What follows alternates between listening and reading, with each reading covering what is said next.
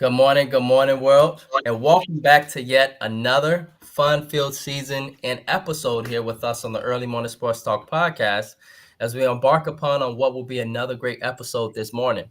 And so, yes, world, we are back like a shark attack, back like we left something, back like we ain't got no clothes in our back, and for the world is a better place, and the morning is a better time when the Early Morning Sports Talk podcast is taking place. And so, thank you for tuning in with us this morning as we conversate about the latest sports topics that have taken place from this past week and will be upcoming this week. It is always a blast to have you all tune in and participate with us every weekend. As a reminder that every week we always like to begin our podcast by reminding our audience that the Early Morning Sports Talk podcast can be found on Facebook via the Early Morning Sports Talk podcast community page, on Instagram at the Early Morning Sports Talk POD, again on Instagram at the Early Morning Sports Talk POD, YouTube, Apple Podcasts, and Spotify as the Early Morning Sports Talk podcast, as well as our own Facebook pages via Brandon Price, Jamar Goodman, Ian Jones, as well as our guests for the weekend.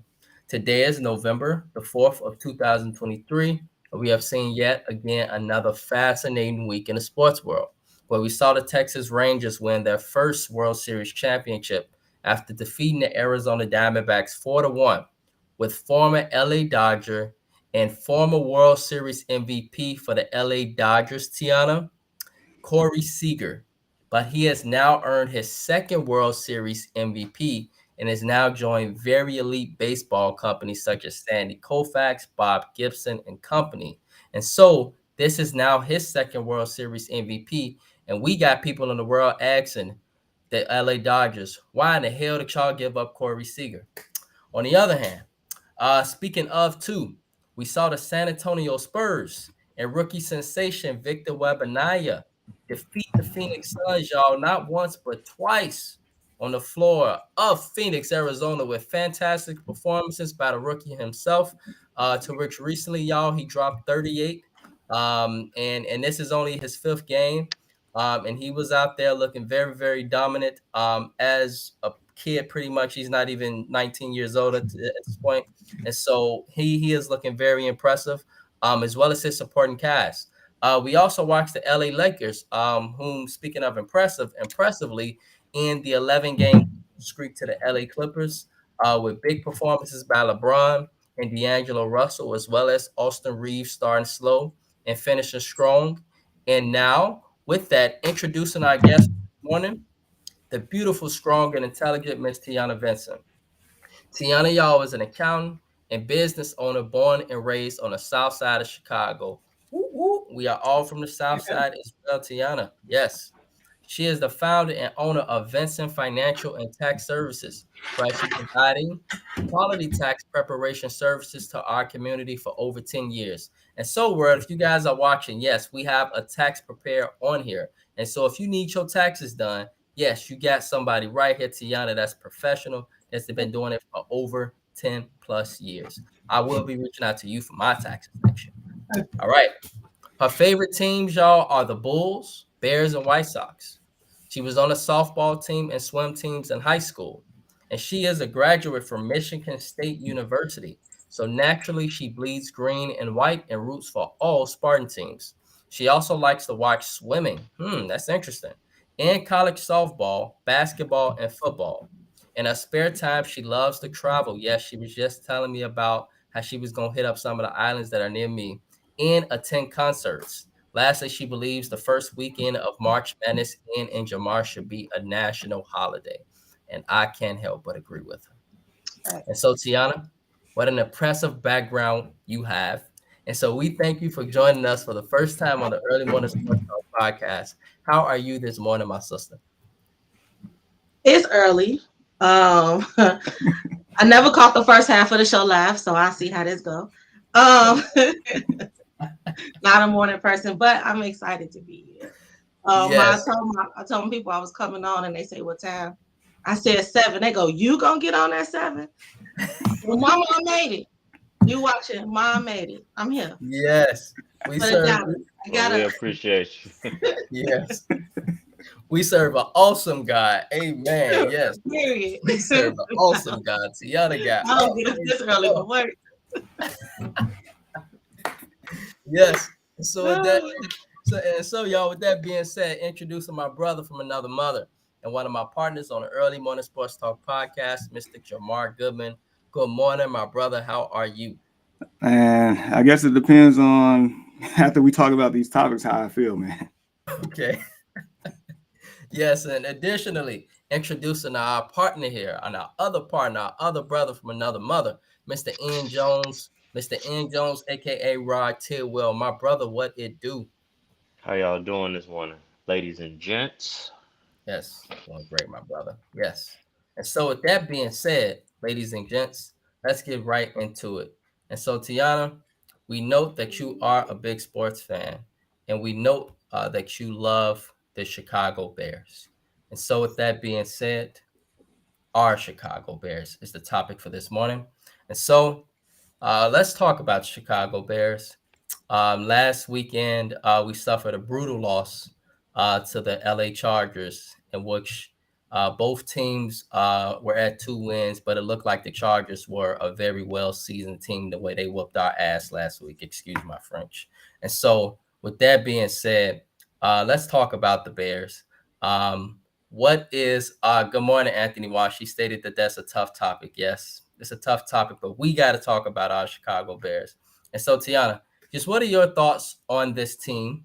What are your thoughts on this team? What things are we doing right? What things are we not doing right in regards to this team? And, you know, from there, we'll just let the conversation brew because I want to eventually, we want to ask you about the future of the team. But right now, what do you see is the issues with the Chicago Bears? A couple issues. Well, first off, I'll say you're absolutely right. Huge Chicago fan. I feel like being a huge Bears fan. Being a Bears fan is like being in an abusive relationship. I stated that on my social media a few weeks ago. It's tough, man. You keep going back, no matter how bad they hurt you. You keep going back, right?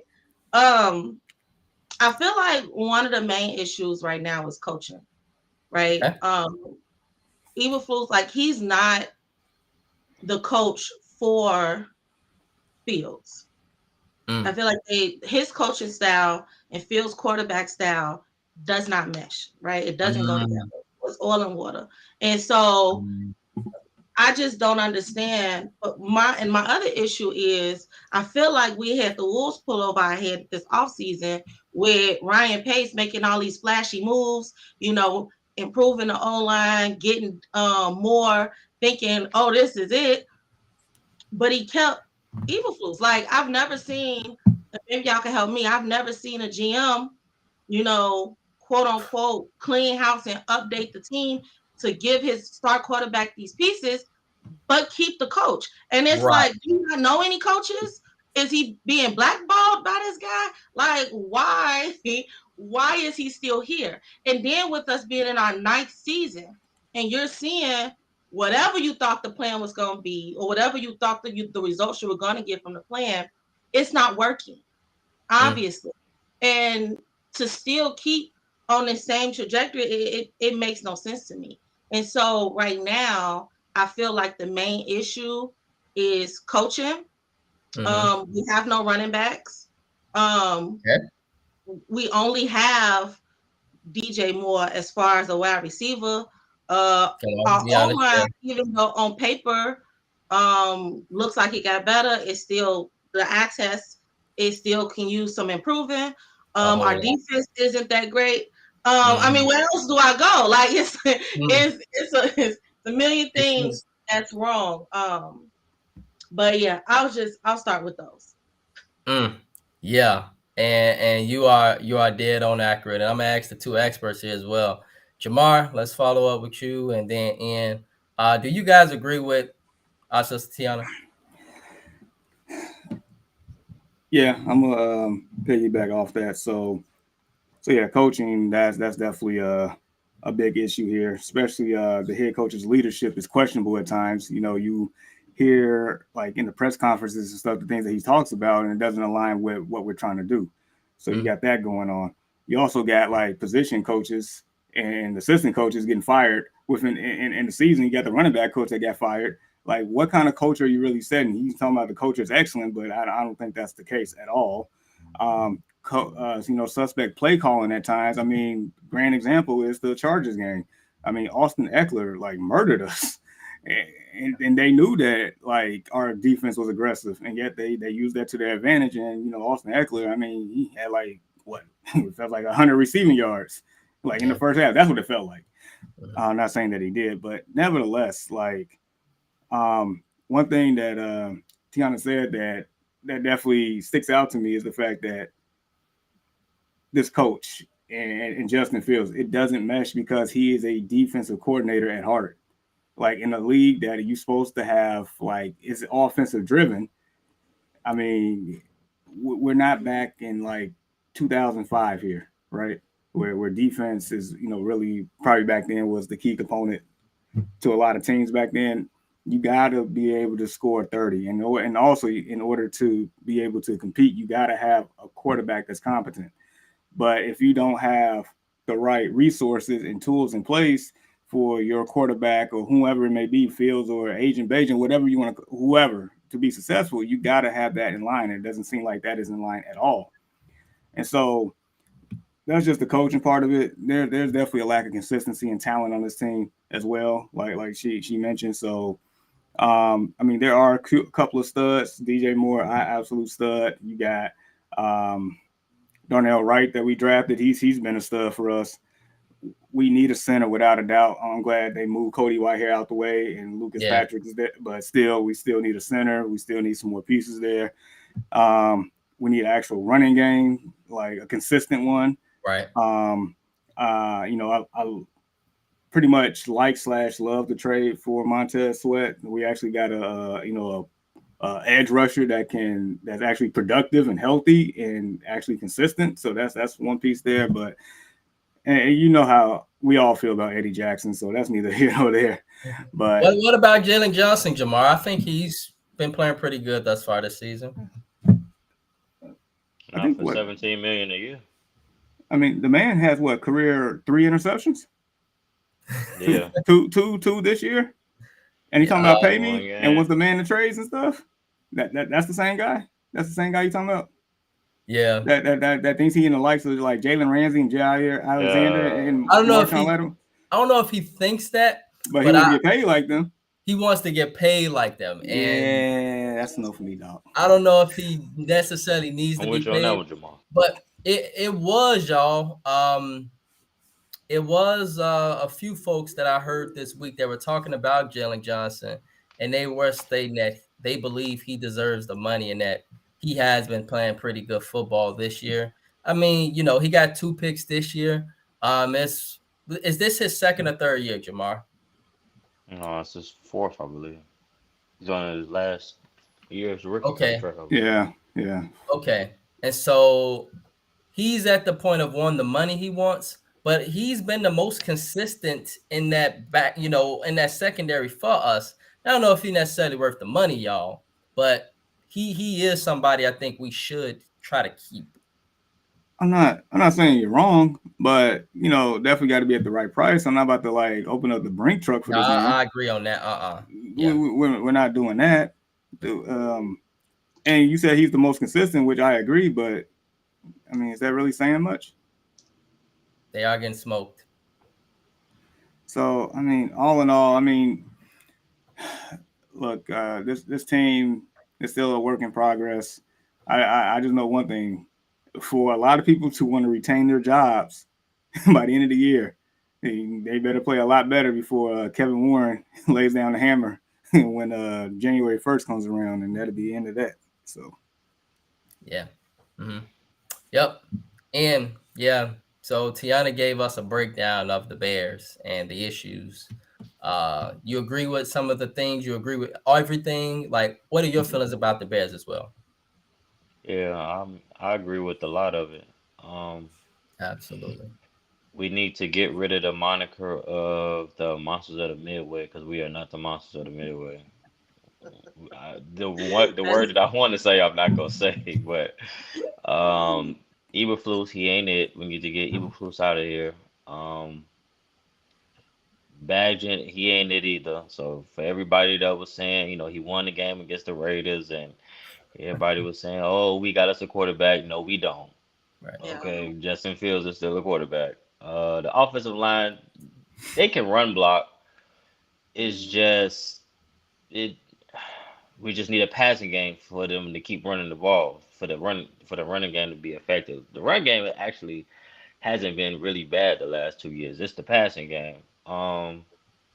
Luke Gessie, I don't know if Eberflus got him like not calling certain plays, or I don't know. You get a game from him, he might call a great game one game, and the next game we back to throwing 3 screens in a row, Right. and just dumb play calling. The defense is trash. For Eberflus to be this so-called defensive coordinator, defensive mind, the defense is trash. We can't stop a nosebleed on the run game. We can't cover nobody. Jalen Johnson is not worth 17 million. I looked at the corners who's getting paid 17 million and above. The top 10 corners in the league, and Jalen Johnson's not touching none of them, not even close. So no, we're not paying you 17 million a year. I don't know what you're thinking about, dude. No, you have 3 interceptions in 4 years, and you just got your first interception in 2022 or 2021. Knock it off. No, you're not getting paid like a top 10 corner. I'm sorry. I agree with Pose. I'm not paying you 17 million, dog. No, you are not on Jalen Ramsey level. Xavier Howard, Jair Alexander. I could go on. The list go on. AJ Terrell. The list goes on. No, I'm not paying you like that. So if he want to walk, he can walk. I have to see the Montez Sweat signing. I'm not really familiar with him, but I do understand them, getting him. Everybody wanted us to get Chase Young and so excited about Chase Young, but I do kind of understand why you didn't probably go after Chase Young, because Chase Young has been injured since he's been in the league. And I can picture Chase Young coming over here, getting hurt and stealing money. So I kind of agree with that move. We'll see how he works out, in the near future, I should say. But the Bears are a complete shit show. The running back coach got fired, and the running backs ain't the issue. The running backs is running hard. Deontay Just fire Foreman, anybody that Roshan Johnson, and Khalil Herbert. He had a damn good game before he got hurt. Around the No, Redskins game. and the coach looked at our GM the wrong way, and he pissed off lately. So if you look at him the wrong way and you a coach, I would look at him the wrong way too. Look at this fucking so shit show he we got looked going at on him the around wrong here. way, and he like your ass is fired. You looked at me the wrong way, because right now he pissed off at what's happening. You looked at him the wrong way, and he has every right to be. That position is probably one of the positions on the team that's doing a damn good job. Everybody I else would is agree just with shit that. show. That's good. Eddie Jackson, man, Eddie Jackson. Eddie Jackson ain't been nothing since we won the division in 2018. Well, no, he started off good. Was it last year? I think it might have been last He had year. a good 2019. That was the year the double doink. And Yeah. he had a I think decent 2020. We lost to the Saints in that wild card round. But I think he was trash that year. I think he started off good last year, but he got hurt. But it's time the Eddie Jackson project is over. It's time for it to be gone. Jaquan Brisker ain't been good since Roquan Smith left. We just a shit show. We out. Brisker. Tremont Edmonds, he been stepping up a little bit. I was on his case the first couple games. He got 2 picks, and I be seeing him, make plays here and there. But now he's hurt. Now he hurt. But for us to have a defensive coach, man, we got like one of the worst defense in the league. Like, make it make sense. What's his record? 5-19 or 5-20? He ain't even won 10 games, bro. How you a defensive mind and we only won 5 games? If this was any other coach, if this was a black coach, they would have been fired. It's time to get him out of here, man. They should have fired him like they did McDaniels the other day. It should have been breaking news. Man, do you want to hear the list of quarterbacks that we have beaten in his tenure? Do you want to hear this list? Oh yeah, I do want to hear. Please, because I probably can count them all. All right, so we beat Davis Mills, last year. Houston Texans. We beat what's his name? Mac Jones / Bailey Zampi, whatever, that game. Trash. Well, I like Zampi, but Mac Jones trash. We beat Trey Lance. That's who we beat. Trash. You're right. That was the first game of the year. He ain't played. He hasn't played since then. We beat Sam Howell. Oh my goodness! Even though he played good, he just got benched for the Purdue quarterback. Ain't no Connell starting in Vegas. And we beat Brian Hoyer. There you go. Brian And Hoyer. he used to be a Bears backup. Trash. I mean, he old as hell. He need to be playing golf at this point. So yeah, that's the list of quarterbacks, y'all, that we have beaten in the Eberflus era. Wow, that's really bad. But you know what, the Bears. To be honest though, I've kind of like really lost hope in the Bears. I only really pay attention because of Justin Fields. To be honest, the Bears not gonna be good until that lady sell that team. And that's just everybody. It's a lot of folks that keep saying that it's definitely, as you guys see with Anthony Walsh, he stated that the problem in his comment is the ownership. Ownership is the main issues. Start from the top on down. Bears need football people owning the team, not business people that have stock at the Chicago Board of Trade and the CME Group. So, I mean, there's 3 Chicago teams that have the same issue in this city. So that's. I mean, White Sox, right? The Cubs had the same. Yep. The Cubs had the same problem. When the Cubs went with different ownership, they went right won the World Series. They ain't won the World Series in 100 years. That's the same problem. Problem the Bears got. Yep. So they're not going to be good until that changes. I'm 32 years old. I think the Bears have been to the playoffs.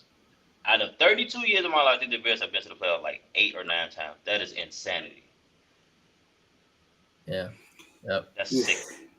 Yeah. So, yeah, man, and a lot of that came with the Urlacher era.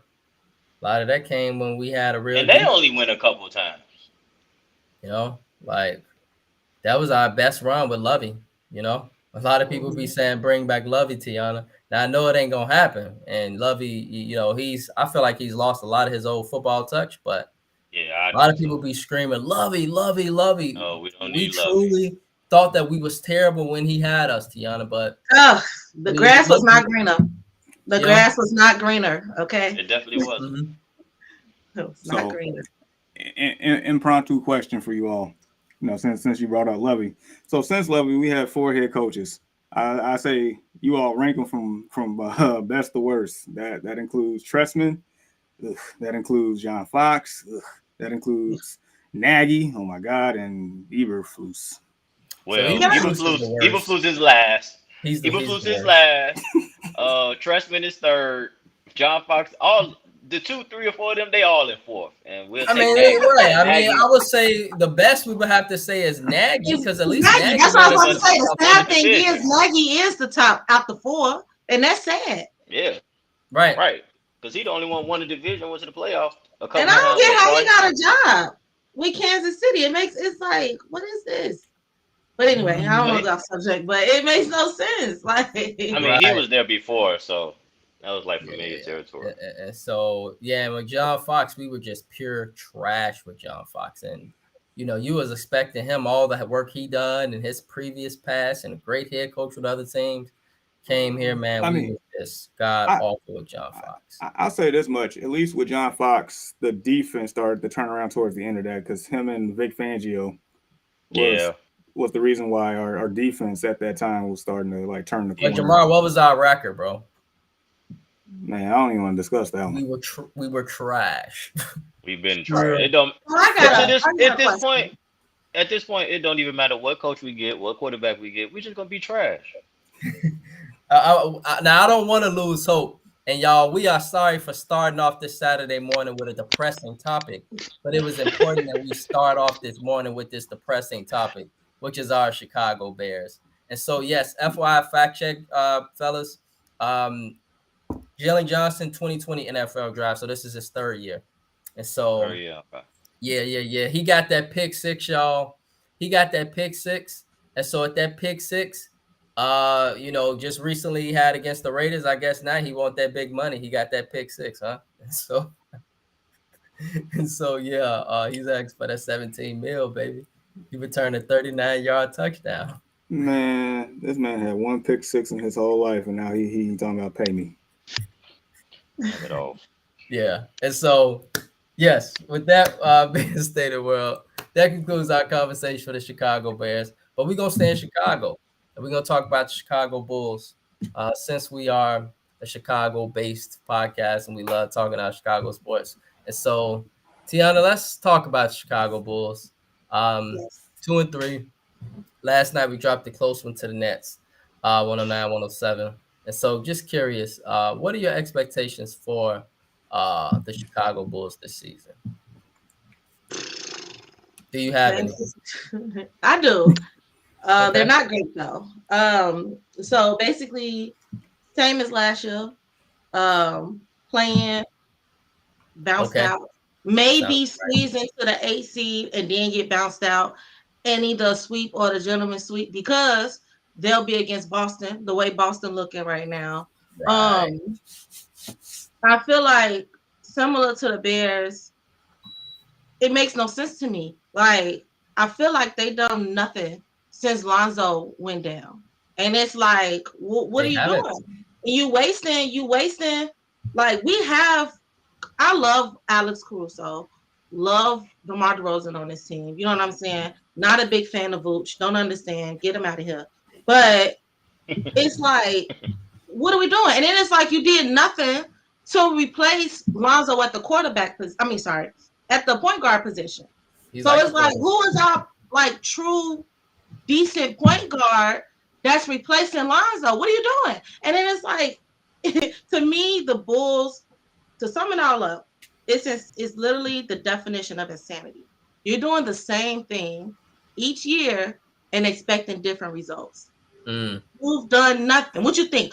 Torrey Craig gonna come in here and say today? Like, what do you think is gonna happen? Like, it just makes no sense to me. And so, yeah, we're gonna do the same thing. Hover around 500, get into the play-in, and then lose.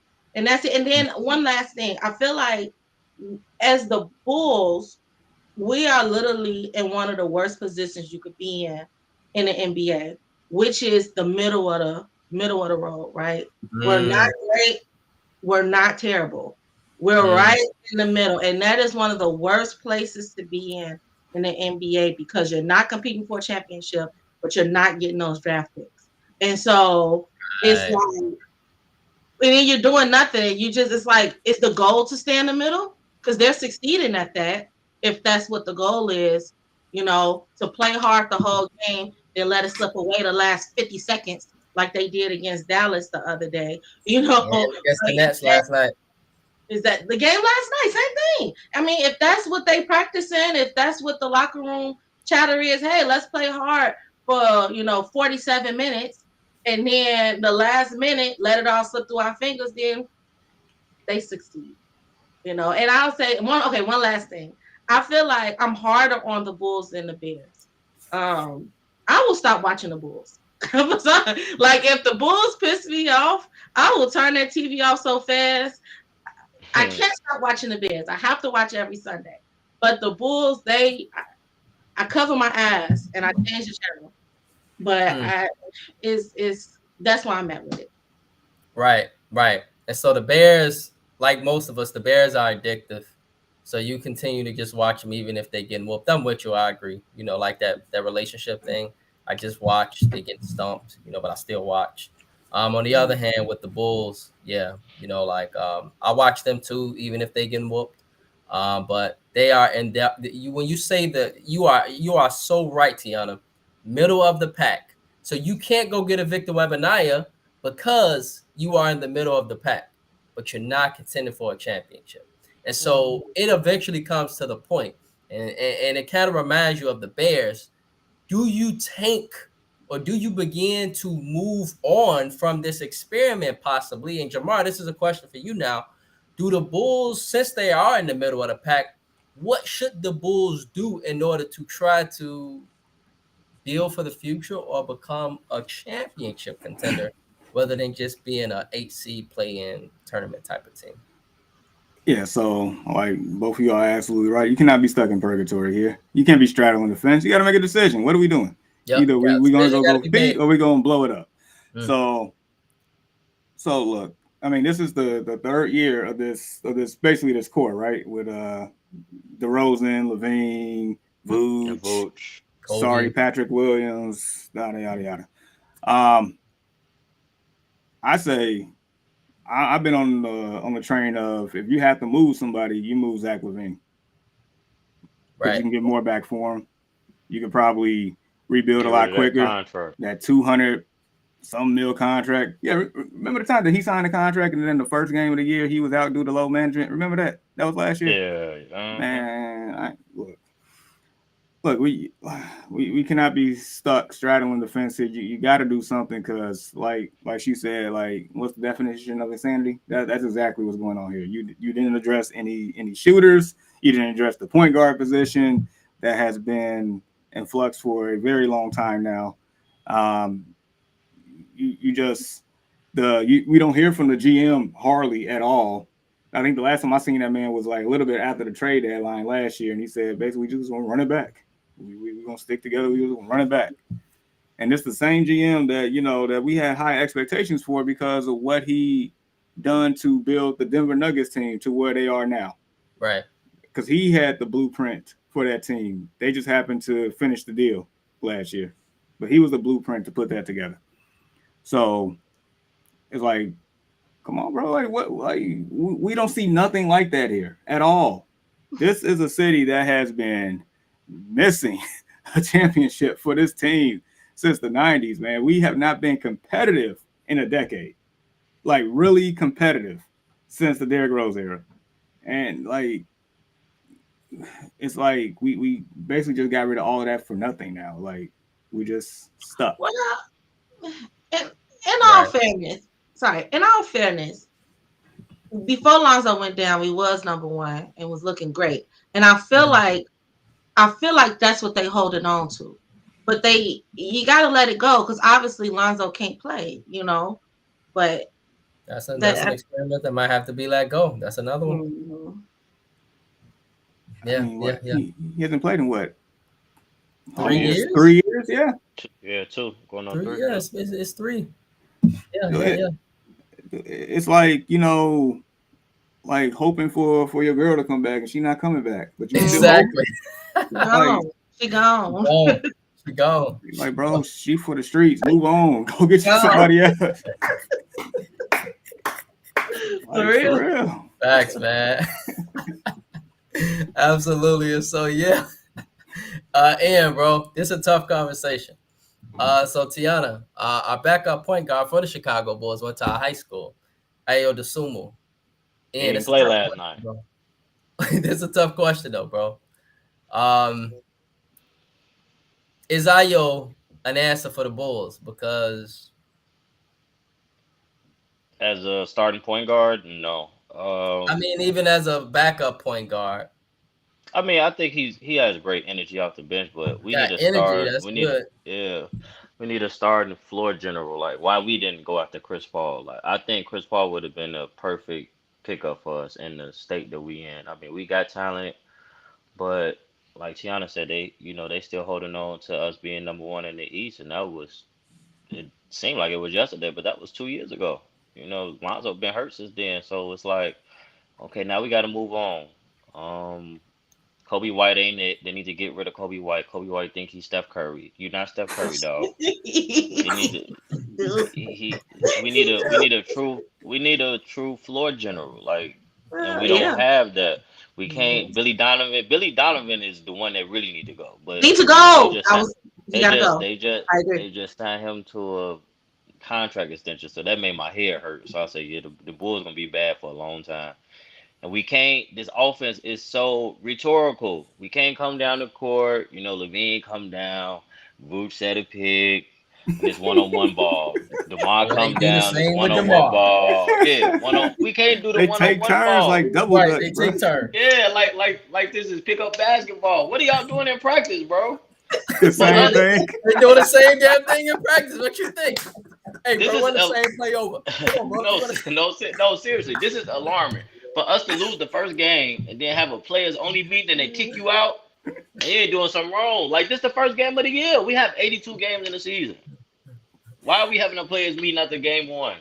Mm-hmm. We're not gonna be good. We're not gonna be good for a long time. I love DeMar DeRozan. I do too. But he haven't even been shooting good lately. Levine with these off balance threes. I mean, he had a 50-point game the other night, but they still lost. What? It just empty calories, man. Yeah, Empty man. calories, yeah, empty They need calories. to blow it up. It's over with. Lonzo was the key. Him, Caruso. I mean, we like a totally different team. Like when we had Lonzo, we was running, we was playing defense. It was exciting. Now it's just dribble up, dog. Right, You want it? right. There you go. Okay, so Pick. fellas, Here come the pick. right. And Tiana and our viewers, do y'all think that the Bulls should try to trade for a point guard?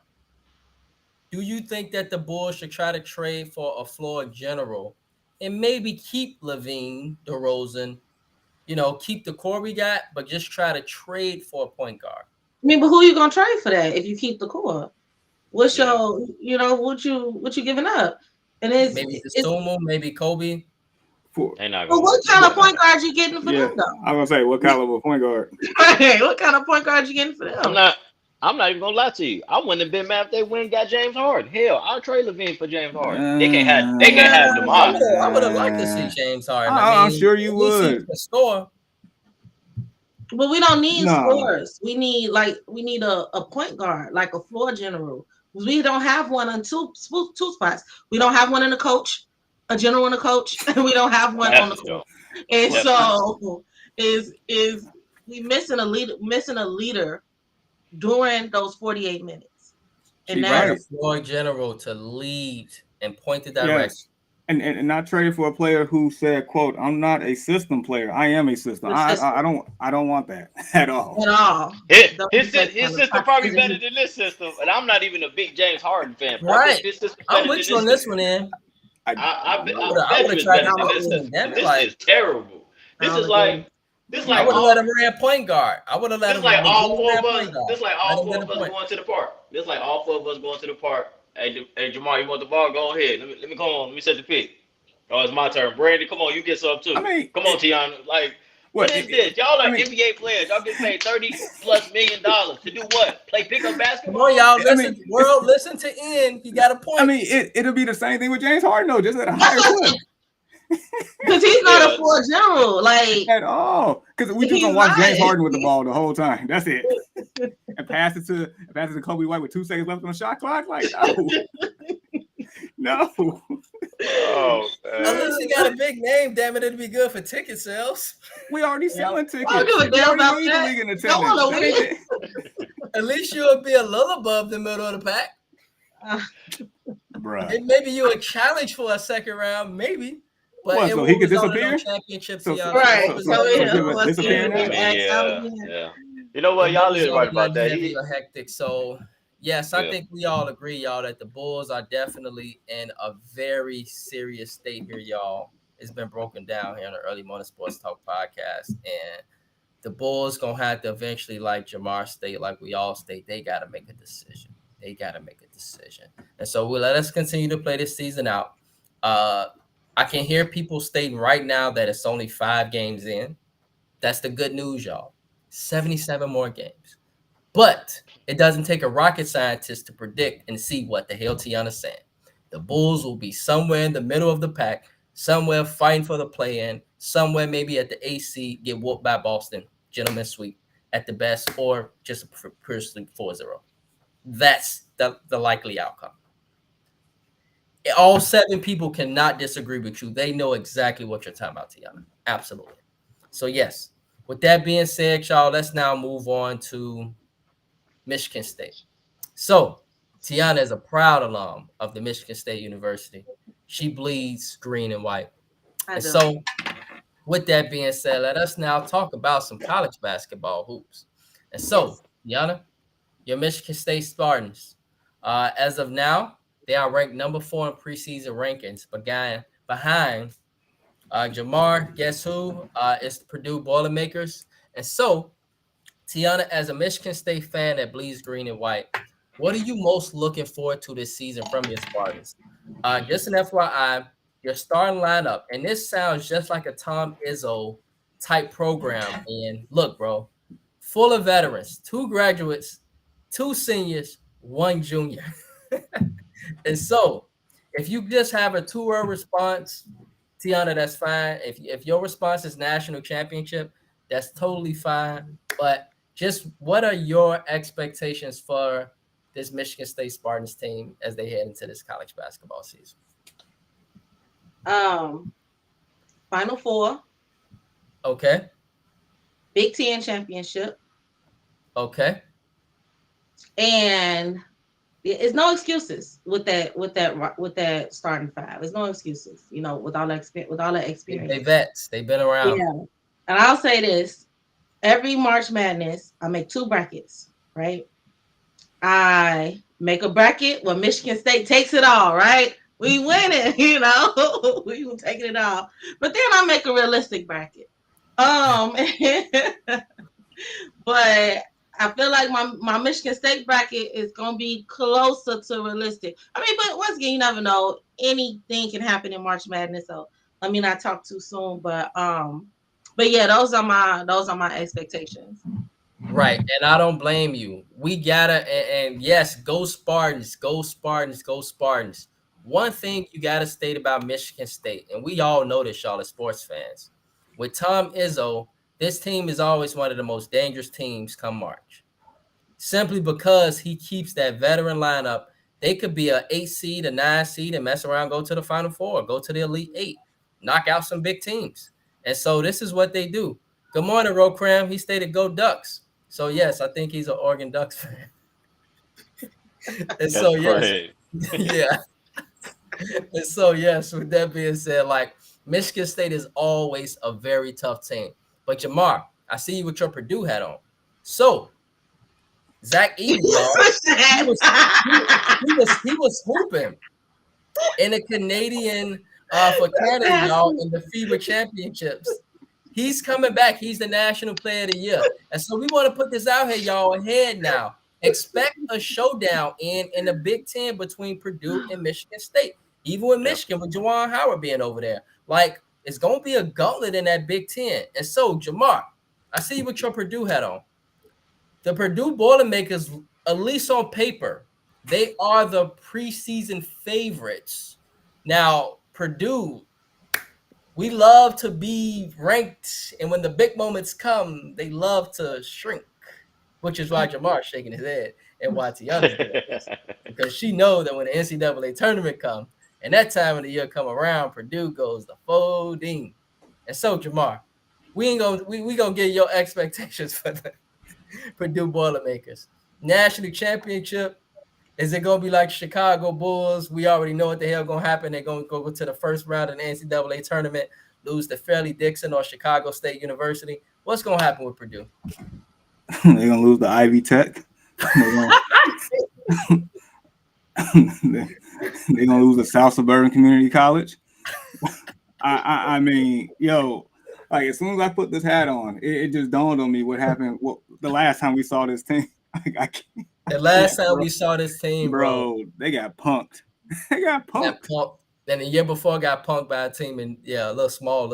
I mean, yeah, man, it's been 3 straight years of being punked. Even with when we had Jaden Ivey on the team, when we actually had the best chance of really making a run, right? They got punked. Like, if I'm not mistaken, we lost as a 1 seed right in the first round, right? Yeah, we were projected to be a great, go to the Final Four by a lot of people. Just soft, exactly. Soft. Got punked. Like our team is James Harden. That's our team. We are James Harden. We good regular season in the playoffs when it matters most. No. No. Can't even do it. Yeah. Like even our college basketball player of the year guy. Nope. Now he gonna dominate because he gonna play. Because he's bigger than everybody. Because he's bigger than everybody, and he gonna play a few little guys that just happy to be getting a scholarship. And he gonna dominate them. But when it come to those big games, those big moments, can he really? But I do want to ask this: with Zach Edey, could he make that step, Jamar? Being that he played in FIBA. And he had a good FIBA run with Canada. I don't know. You know why? Because he plays for Purdue. You know why? Because Purdue only recruits players that are typically made for Purdue and engineers. Right. Very good academic school. This is just like, you know how like the new school be clowning like the old heads, talking about there was nothing but plumbers back then.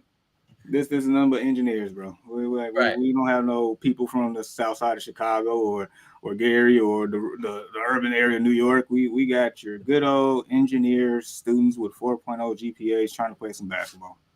Right. Gotcha. Yeah. Yeah. Yep. And so yes. And yes, Craig, have a great morning, bro. You do the same, bro. Much love. Yes, absolutely. And the Fighting Illini beat #1 Kansas. This is true, y'all. So this goes to show. Let's not sleep on the Illini either. Fighting Illini.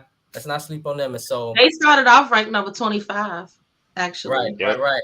And so, you know, this is what we mean by we say the Big Ten is one of the creme de la creme in college basketball. And it is in college football too. And so, yes, with that being said, yes, brother, we'll do. Absolutely. Absolutely. Yes, we'll do. And so this is college basketball at its best. Tiana, good luck to your Spartans. We're going to pray for our Purdue Boilermakers. And we're going to hope that the Illinois Fighting Illini and a few other teams could do well this season and give us something to cheer about. And so just a side note, by the way, Tiana, I was very sorry to hear about the firing of head football coach Mel Tucker, as he definitely had that program on the football end competing and fighting for one of the Big Ten elite. And so hopefully, I know, hopefully that program can rebound on the football side and y'all can get back to competing, you know, in the Big Ten, you know, like y'all was when he was there. You know, it was a tough team when Mel was there. Yeah, it's just I'm just disgusted. The way we got our asses handed to us by Michigan the other week, I completely do not watch Michigan State football this season. I'm done with them. I am done. Like I don't even. I don't blame you. I don't blame you. I'm done. But I know for a fact if Mel was there, that wouldn't have happened. Like zero. Shut out. I'm done. You know, but yeah, it's yeah. It's rough right now. It's rough right now for the football program. But hey, you got the basketball program. So yeah. Right. With that being said, y'all, let's now progress to our NFL reactions and overreactions. And we'll be in prayer for the Purdue Boilermakers. All right. Jamar, we're gonna start with you. Then and then we're gonna follow with you, Tiana, since we know that you love some sports as well. All right. Is it an overreaction, Jamar, to think that with the addition of Tennessee Titans former now safety Kevin Byard, that the Philadelphia Eagles are part of the rich getting richer mantra? No, that's not an overreaction. That's one of those, like, remember we saw the Rams a couple of years ago, right? Just kept stockpiling and just adding on until they got it done. I mean, this is pretty much the same with the Eagles. I mean, you're basically knocking on the door. You might as well try to continue to improve and, finally close the deal. So, yeah, not overreaction at all. Yeah. And, bro? Can you say it again? I got distracted a little bit. Nah, you good, bro. Is it an overreaction to think that with the addition of Tennessee Titans former safety Kevin Byard, that the Philadelphia Eagles are a part of the rich getting richer mantra? Oh yeah, they definitely got richer. That kind of hurt my soul. I was like, man, that's crazy for them to go get Kevin Byard. Secondary, definitely top 3 in the league now. Yeah. Tiana, your thoughts, sis? Yeah, I agree. That's really one of the few areas that they was liking that was on a defense was in the secondary. And so to get him is like Jamar said, it's like we want to get back to where we was, but we want to get over that hump and and actually get it. And so yeah, they eating. I mean, because no one's touching them NFC anyway. So nope. I love her statement, y'all. She said they eating. Don't that sound like the rich getting richer? It's fantastic. Yes, they are eating, and you are right, sis. They are definitely eating. You are dead on point with that. Facts. Yes. All right. Let's progress, Tiana. Jamar, is it an overreaction to think that the addition of defensive end Chase Young, the San Francisco 49ers regardless of the recent bad player quarterback Brock Purdy, is still among the NFC's elite with this new addition? Yeah, I think I think they're still in the elite class of the NFC. Yeah, they had a couple of bad games here, bad patch, but the team's not fully healthy. Yeah, is Brock Purdy, doing a little bit more than he, usually accustomed to? Yeah. Is it getting him, exposed a little bit? Yeah. But nevertheless, I mean, this is one of those, like you're saying, the richer get richer. The Niners could afford to take this risk for Chase Young, who is a sensational talent, but over the last couple of years, hard to stay on the field. And according to the Commanders, labeled him as "quote unquote" undisciplined. So, nevertheless, the Niners still in that top tier of the NFC by far. I still think of them, at least at this point, the second best team in the NFC right now. So, Yeah. Ian, your thoughts, bro? Definitely still in the elite. I actually feel like they're cheating. Like, how y'all get Chase Young, Christian McCaffrey? Like, why we can't never make no trades like that? In the last 2 years, man, look at their trades. It's been crazy. So, as long as he can stay healthy, man, and like Jamar said, they had a rough patch. Lost a couple games in a row, but they probably be in the NFC Championship game for sure with the Eagles. All right, Tiana, your thoughts? It sounds like I got a hot take because I'm not 100% agreeing with everything. I feel like Brock Purdy he's not like fantastic, right? But their O-line isn't great either, right? And so bringing in Chase as a defensive player, yeah, he'll make a difference, but a few more games, right? And so I feel like, yeah, they in the I guess your question is they in the NFC elite, but they're not in the NFL elite anymore. I feel like they fell out after that loss to the Bengals to me. But and the reason they in the NFC elite because the NFC sucks. So by default, they're in the NFC elite. But are they really elite? You see what I'm saying? It's the default. Y'all see your point? And so with the issue with the Niners the last few games being that offense, bringing in a defensive player, does that really improve you? Does that fix your issue that you had the last few games? Now don't get me wrong, I believe defense win games. I'm a defensive person when it comes to the NFL. So, like I said, yeah, they'll get a 1 or 2 games, maybe they wouldn't get if before the trade, but I feel like he doesn't make them elite. Right. Maybe in the NFC, which is your question, so I guess yes. But in general, for me, no. Right. And so one player at the end of the day can't fix all your wounds. Can help with maybe one wound, but it can't fix that offensive wound. So yeah, I'll make sure I see. All right. Is it an overreaction, Jamar, to think that after the recent Rams and Steelers matchup, in which it was rumored, y'all, that future Hall of Famer and star LA Ram defensive tackle Aaron Donald stated to Steelers head coach Mike Tomlin, "Hey, Coach Mike Tomlin, I would love to be in Pittsburgh. Steelers, come and get me," was indeed true and not just a rumor.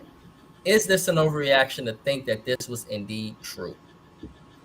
Yeah, that's a super overreaction. That's about as real as Lonzo Ball suiting up for us next game.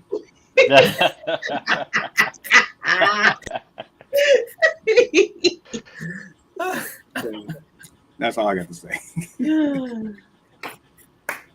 Overreaction, man. You gotta ask the question. Overreaction. Yeah, man. Tiana, your thoughts, because you look online sometimes and you just see random stuff and you don't know if it's true or not nowadays. And so, what are your thoughts? Do you think this is an overreaction as well? Yeah, no. Really know? I feel like we got the reaction that we got because of the cachet of Aaron Donald's name and the cachet of the Steelers franchise as a whole. So to think that something like that would be true, yeah, it's an overreaction. but I could see why. You know what I'm saying? But yeah, Right. it's not true. But I had a question. If it was true, let's just play the if game for a second. What would that do to the Steelers? What would his addition do for the Steelers right now, as the current state that the Steelers are in?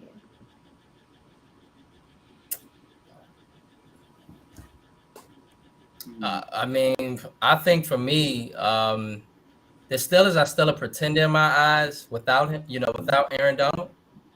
And so what that means is that they are like a middle of the pack team. They could fight for that wild card in the AFC, be somewhere around there, be in the play-in game, somewhere, fight for a wild card, first round, etc. But with Aaron Donald, I think they go from a wild card team and probably still maybe a wild card team to at least being a dangerous second round team that could be dangerous, with Aaron Donald being on that defensive line with already, two Hall of Famers on that defensive line. So I think it makes him more dangerous. I don't know if it necessarily makes him a Super Bowl contender because you need the quarterback. And my biggest question with the Steelers is the consistency of Kenny Pickett. But with Aaron Donald, I think they are at least a second round team, something like that. Jamar? I say they are the same just because of the reason that you said. This is a quarterback-driven league. If you do not have that answer, then you basically are going nowhere. You basically got all the specs of the car and no engine. Yeah, I think the defense. I don't think that defense is bad now. I actually think the defense is pretty No, solid. it's pretty solid. Yeah. Yeah. I think you add somebody like Aaron Donald that even make the defense even better. But like they stated, I think the problem is on the offensive side of the ball. They don't get George Pickens the ball enough. Najee Harris. I think Najee Harris is too big. I think he needs to lose some weight. And I don't know how the O line is. Jalen Warren is pretty solid. I don't think Kenny Pickett is the answer, to be honest. I think they need to start over at quarterback with that. But I think it's the offensive coordinator and that offense as a whole. I don't think the defense is the issue. But if they added Aaron Donald, then I mean him being an addition to any defense would be just awesome. But I don't think Yeah, defense is I their think with issue. Aaron Donald in, I think they could steal a wild card game. With Aaron Donald, Yeah, for they can sure. at least steal a game, at least one. Yeah, for sure. Tiana, what are your thoughts? Exactly what you said, Brandon. Right now, similar to the Bulls, they middle of the pack. They'll squeeze into the wild card and maybe win. So I think that's probably why a lot of people thought it was true, but yeah, it's definitely overreaction. So I agree. Yeah, yep. Very good question, though, Tiana. Thanks for asking that. Yeah. And so, Jamar, is it an overreaction, bro, to think that the Minnesota Vikings, after trading for Joshua Dobbs, still has a chance to pinch off wins after the now in quarterback Kirk Cousins is out for the season after a torn ACL, or it's just the Minnesota Vikings toast? What are your thoughts? Torn Achilles, but no, I don't think it's an overreaction. Just from the standpoint that Dobbs, even though he definitely not elite or spectacular, but he actually did more than I thought he would during his time with the Cardinals, basically keeping them in games, beating the Dallas Cowboys team that pretty much destroyed my survivor pick. Thanks a lot. And just, having like that leadership per se. And also on top of that, if I'm not mistaken, he's kind of familiar with the offense as well. So that helps too. So I don't think it's necessarily an overreaction. And I feel like before the injury, they could have backdoored their way into the wild card spot based on how they were playing in their upcoming schedules. So. Right. Yeah. Ian, bro, is it an overreaction to think that with the addition of Joshua Dobbs in place of Kirk Cousins, that the Minnesota Vikings continue to pinch off wins? No, the season is basically over. I think Justin Jefferson is still on IR. Yeah. Lost the quarterback. Season is a wash. Then get ready for the draft. Lions are gonna blow. Lions are gonna win this division in a landslide. All right. Yeah. Lions probably win the division by week 14. Tiana, what's your thoughts? Same. It's over. I mean, as far as the NFC North go, it's just the Lions right now, which is crazy to say. Um, they were pretending anyway. I think right now they're 4-4. Means nothing. But once again, as bad as the NFC is, like if the playoffs started today, they would be in a number 7 spot. And so that is insane. But yeah, they're gonna slap, or honestly, they might stay there. Who knows? Because the NFC is so bad. For real, they actually might get the wild card spot. But yeah, it's definitely what was the question? Is it an overreaction? Is it a no reaction that they could pinch off some wins or still have a chance to pinch off wins? Yeah, they still got no. It's not overreaction. They got a chance simply because the NFC sucks. They have a chance, and because they're currently in numbers, in the last spot for the 7, 4, 4. Right. Mm-hmm. Play the Bears again. Play the Packers. Right. Mm-hmm. Yep. Yep. All right. Yep. All right, Jamar, bro. And World, what do you guys think? What do you guys think as well? Is it a reaction to the departure of quarterback Joshua Dobbs, as well as the head coach stating that either Clayton Tune or Kyler Murray will start this weekend, that the Arizona Cardinals should say the hell with it and start Clayton Tune, rest Kyler Murray, so that they can end up with a top 5 draft pick to hopefully get a new weapon for Kyler Murray next season? And so again, y'all, is it an overreaction to think that with this quarterback situation of Clayton Tune and Kyler Murray, that the Arizona Cardinals should say the hell with starting Kyler Murray, start Clayton Tune, rest him for the season due to his injury, so that they could possibly end up with a top 5 draft pick to hopefully get a new weapon for Kyler Murray next season and let him start next season? Man, this overreaction. You know why? Because if I'm Kyler Murray, I am pushing to get on that field. Because if he don't get on that field and they continue to lose games, they're gonna end up drafting Kyler Murray's replacement. So he needs to get on that field and start winning some games and show that I can still be a part of this franchise. Otherwise, it might go real south for him, like it did for Josh Rosen and everybody else that was in that uniform. So yeah, he needs to get out here ASAP. Okay. And your thoughts, bro? I don't know. I love Kyler Murray. I think Kyler needs to play just as far as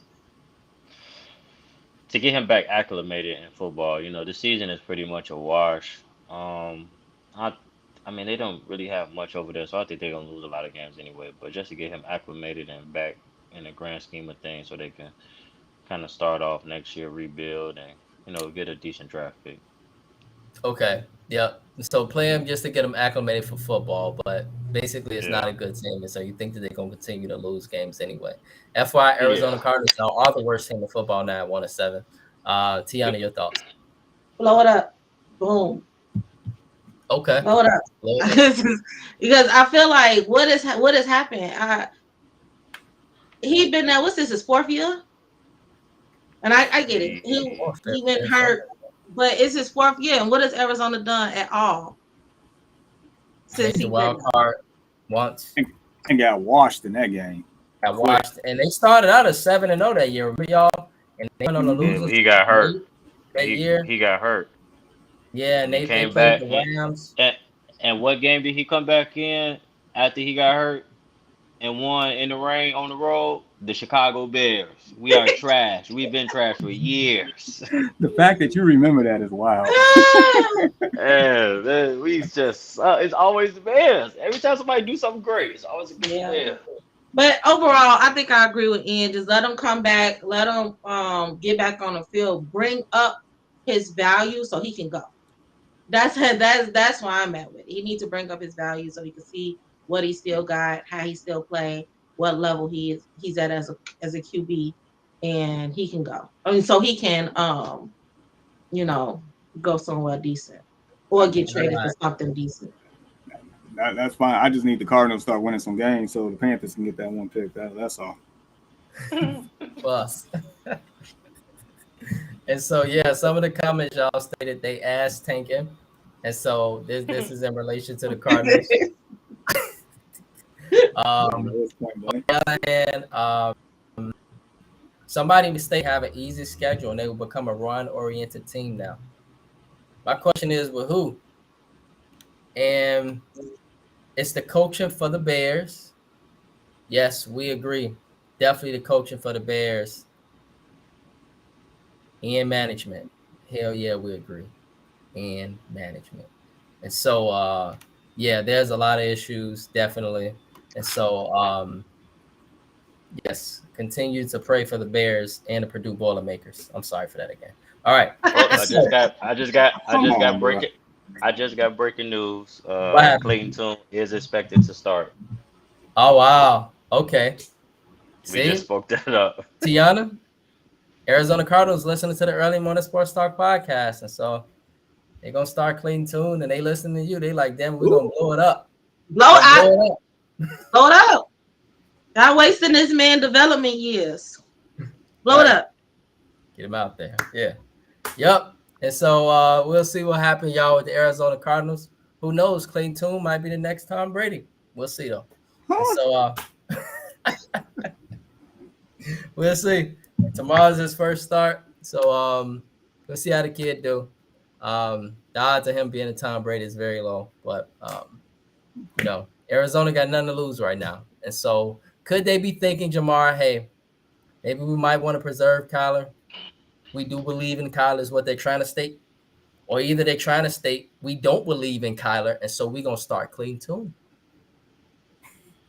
I mean, you got rid of you had Cliff Kingsbury, who was the coach that's supposed to be coaching Kyler Murray because they, pretty much same scheme or whatnot. You got rid of the coach. You got rid of his best weapon. You did a number of things. I mean, Kyler's just there, like looking like Will Smith at the end of the last episode of Fresh Prince. Like, for sure. Hands in the pockets, stupid. That was perfect analogy. Yeah, and so, yeah, y'all, we're gonna see what happens with the Arizona Cardinals. But let us now get some information on y'all. This weekend we got some notable college football matchups that we want to announce.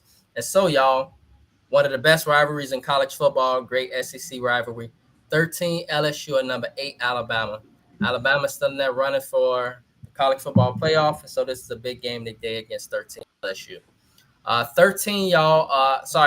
14 Missouri, whom actually they're 7-1, having a great season. They are number 1 Georgia.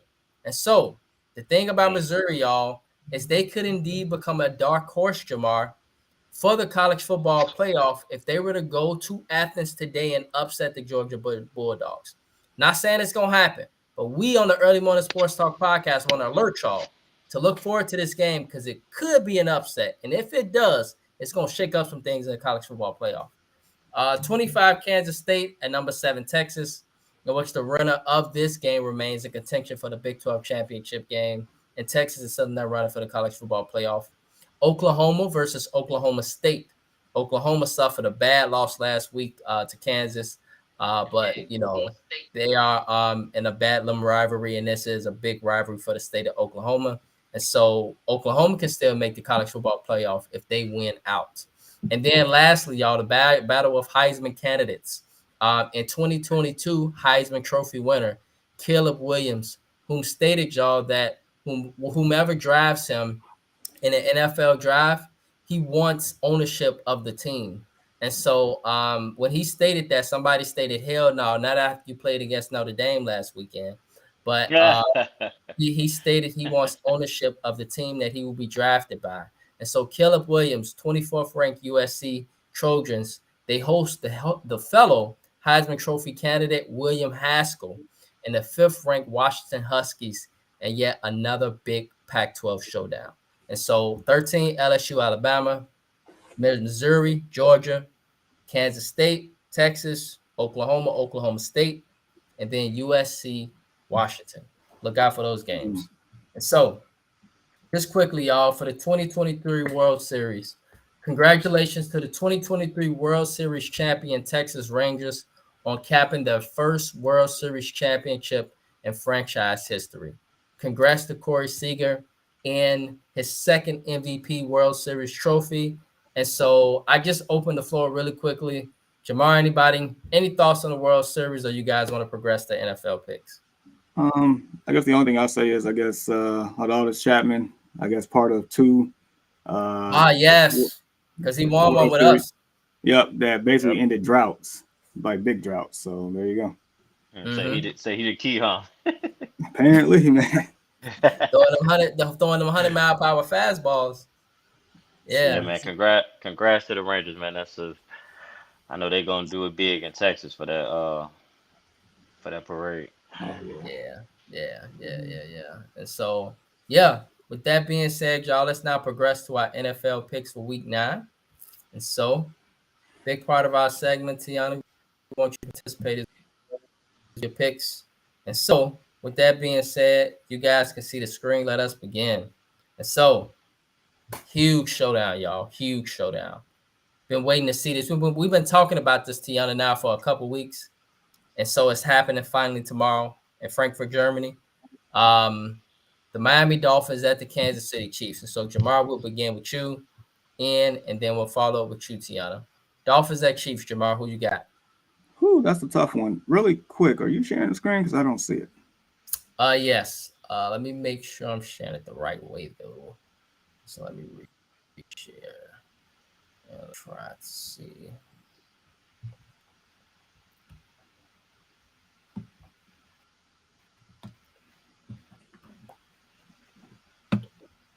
Can you guys see? Nope, not yet. Okay. There we go. There it is. Is there? Yep. All right, great, fantastic. All right, and so yes, Jamar, Dolphins at Chiefs. Who you got? This is definitely for sure a benchmark game for the Miami Dolphins. They lost. The 2 losses they got are two contenders. Yep. This year, if we're going to really put Miami in this elite class this year, this is one of the games they have to go out and win up in Germany. And just mind you, I love early games like this because it makes me feel like I got a full day of football from start to finish. So, I'm going to, you know what? Screw it. I'm going with the upset. I'm taking Miami.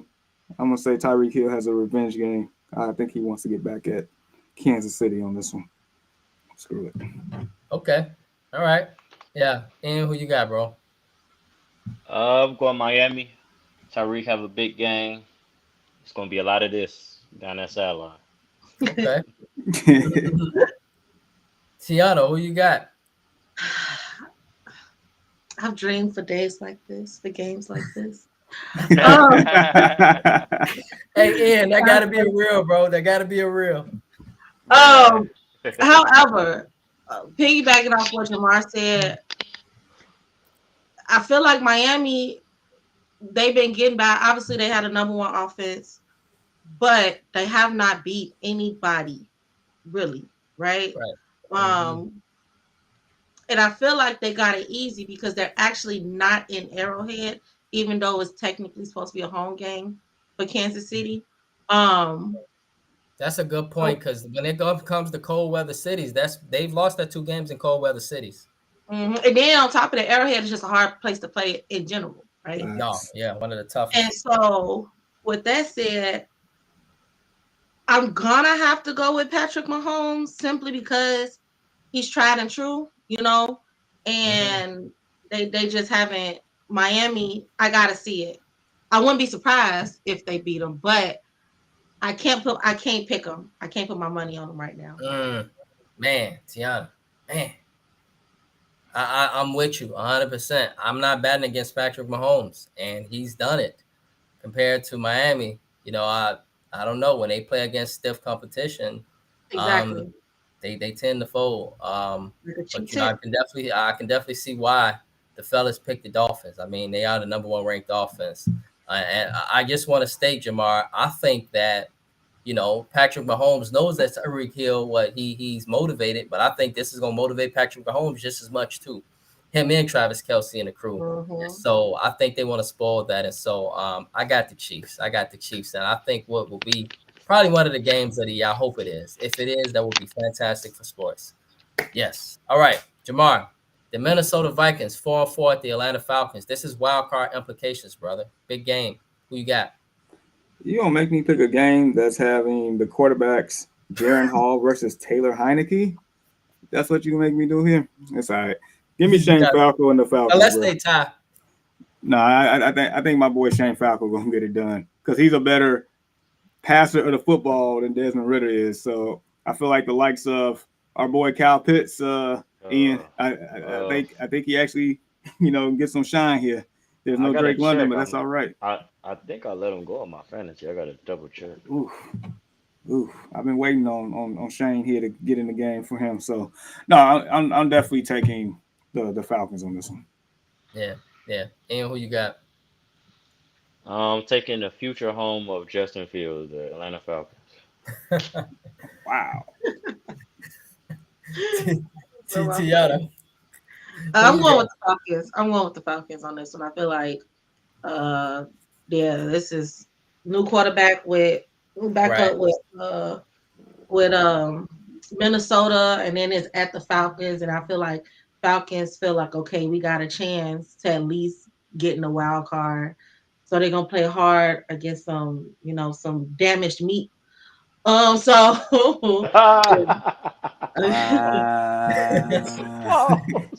They are damaged meat. I mean, damn it, they don't got Kirk Cousins or Justin Jefferson. Yeah, so they're gonna up. Damn it, that's another real, Ian. That's another one. Oh, I'm going Falcons. Yeah, and don't mess up my picks this time, Jamar. Falcons. I got you, bro. Make sure you write it right, damn it. Don't put the Vikings. Put the Falcons.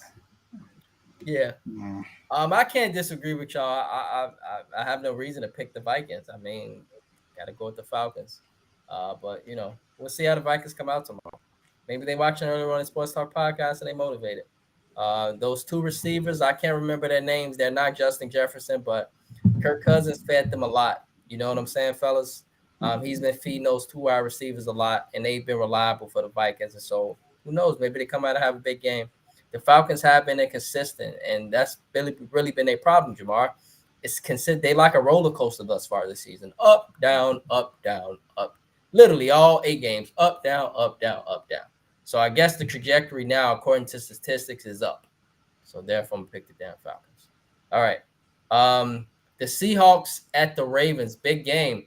Seahawks, y'all, have actually been a decent team, minus the quarterback, y'all, of the recent play of quarterback Geno Smith. He's been playing like trash the last 3 weeks, but the Seahawks have been surviving due to him doing enough and the defense holding them down, and then Pete Carroll being a great head coach. They're at the Ravens tomorrow. Who you got for this one, Jamar? Nice. Seattle defense been sneaky good, and then they got the addition of what's his name, Leonard Williams, if I'm not mistaken. So you got that. Yeah, man. Oh. So yeah, Seattle's tough. But with that being said, I am taking the Baltimore Ravens. Lamar has been playing stellar for the most part this year. I mean, it's not his fault that he can't throw and catch at the same time. Exactly. Come on, bro. This team should be 8-0, I feel like, Tiana. Yeah, they should be. Defense is superb. Just overall, they just look good. So yeah, Baltimore. Yeah, that defense is elite in Baltimore. And I got the Seahawks. I feel like that secondary is going to lock down those receivers. That's a good point. I want to see Baltimore's receivers have a big game for Lamar. And right, based off of the trajectory of the last 3 years, they don't. The receivers have not been there for Baltimore. That's their problem. dropping wide open passes. I mean, Tiana, I mean, literally, it's ridiculous. Who you got for this one, Tiana? It's hard. Like I said, I'm a defense first person in the NFL, and with the Ravens having a number one defense, it's hard to go against them. Seahawks got a great defense as well, so I feel like this gonna be a defensive battle. Okay. I go against Lamar Jackson though. That's my guy. He one of my favorite QBs right now outside of cool Joe Burrow. So I gotta go with the Ravens. Damn, I gotta pick this game. Ugh. I'm gonna go with the Ravens, but I don't got the warm and fuzzies for this one. Yeah, it's gonna be a close one. It's gonna be a close one. Right. I mean, the Ravens, though, I got to go with the Ravens based off of how they've been playing lately. If the Ravens come out and put the smackdown on the Seahawks, this going to let us know something, y'all, for real. Just want to put that out there. The Ravens go out and put the smackdown on the Seahawks tomorrow. It's going to really let us know who this team can be when they are playing on all cylinders. And if they go out and smack the Seahawks tomorrow, it's probably letting us know that they might be the best team in football. Jamar, the Cardinals at the Browns. Who you got? Yeah. I guess by default, Cleveland. I guess, even though Deshaun Watson is starting, I don't know how I fully feel about that yet. But we really just talked about how the Cardinals probably, going to tank. I don't know, but I feel like Browns by default. Okay. Yeah.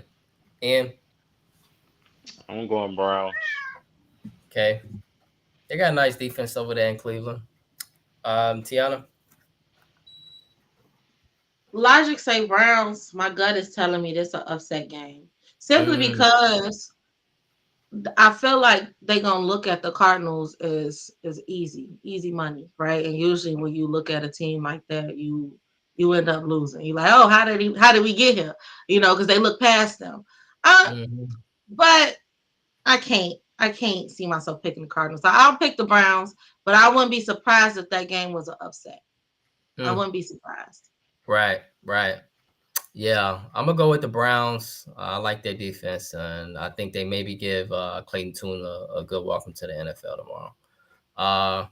Rams at the Packers, man. Maybe this week, since I've been believing right in Jamar in Jordan Love. I don't know why the hell I've been believing in him, but as the weeks have went by, he just looked worse and worse. And so he looked good at the beginning, but now his trajectory is going down. Who you got for this one, Jamar? Because Jordan Love is trash, Brandon. Trash. No, I don't know. I'm a little stumped because I don't know if it's going to be Matthew Stafford or Brett Rypien starting. I'm telling you, this is a hard game right here.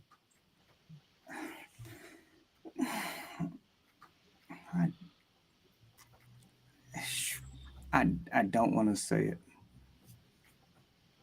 That means y'all he going with the team that we don't like. I don't want to say it. Yeah. I'll say it for you, bro. You got the Packers. Yuck. Ian, bro, who you got? I got the Packers. An upset on this one. Is this really an upset, Ian? At home against the Rams 3-5? I think the Rams are better than them, but the Rams, man, their biggest problem is Matthew Stafford, and they've been losing some close games, but they've been feeling their defense is pretty bad. That's been their problem too. Aaron Donald has not looked the same actually this season. I just want to say that he has not really had much of an impact, and so it's been Matthew Stafford and those two receivers, and maybe Chuchu Atwell. He's been stepping up, but that's really been it for the Rams. Henderson seems to be back a little bit. They're running back. But outside of those pieces, the Rams, that defense is just trash. I mean, they give up a lot of points. Yeah. And here I was thinking that with Cooper Kupp, they will win some games. They're getting some stats. Tiana, they getting stats in LA. They're not winning games. So who you got for this one tomorrow? Rams or Packers? I'm gonna go against the grain, and I'm gonna go Rams. I feel like this is a toss-up game, though. It's a toss-up. So Right. because I hate the Packers, I'm not a trader like Jamar. I'll never pick them. Well, I'm not a trader. I would not gonna say their name, Voldemort. I'm gonna go Rams. All right, so yes. I'm with you. I'm gonna go with the Rams too, just because I like to watch those two receivers for the Rams, and based off of how the Packers look, they look like a young football team. They're making a lot of mistakes. They got a chance to maybe revive themselves tomorrow, but I think the Rams, y'all, got a chance to be somewhere around that wild card, just based off of the core they got. I think they maybe have a chance, even with that god awful defense. The offense kind of makes up on certain levels. Bucks at the Texans. Speaking of these teams, Buccaneers great defense, but lately the trajectory of Baker Mayfield, he's been playing like trash lately.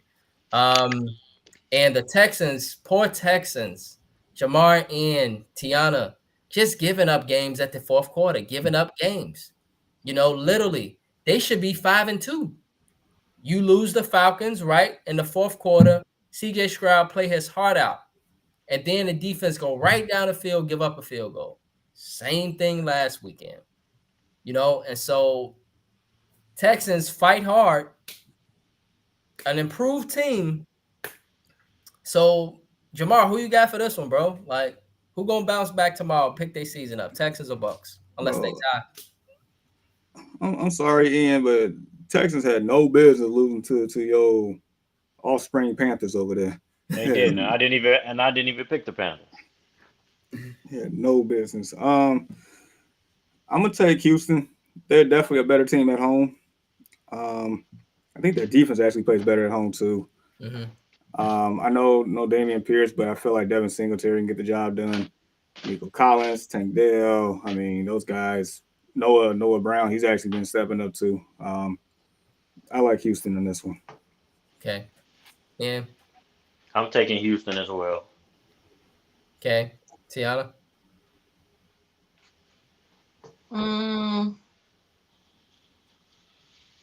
This is another toss-up for me, honestly. This is a real toss-up game.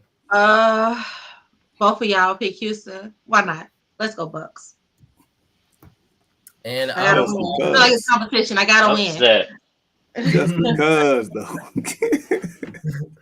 But I'm with you, Tiana. I'm gonna go with the Bucks too. I think the outlier in this game is Mike Evans. So I'm gonna go with the Bucks. The Commanders, y'all. Again, tough loss last week. 2 hard-fought games, y'all, against Philly. I kind of respect the Commanders' offense. They was fighting. They in New England. So New England right now seems to be fighting for a draft pick. But, then again, they got Bill Belichick and they got that pride and they are at home. So this is another toss-up game for me, for real. Jamar, who you got?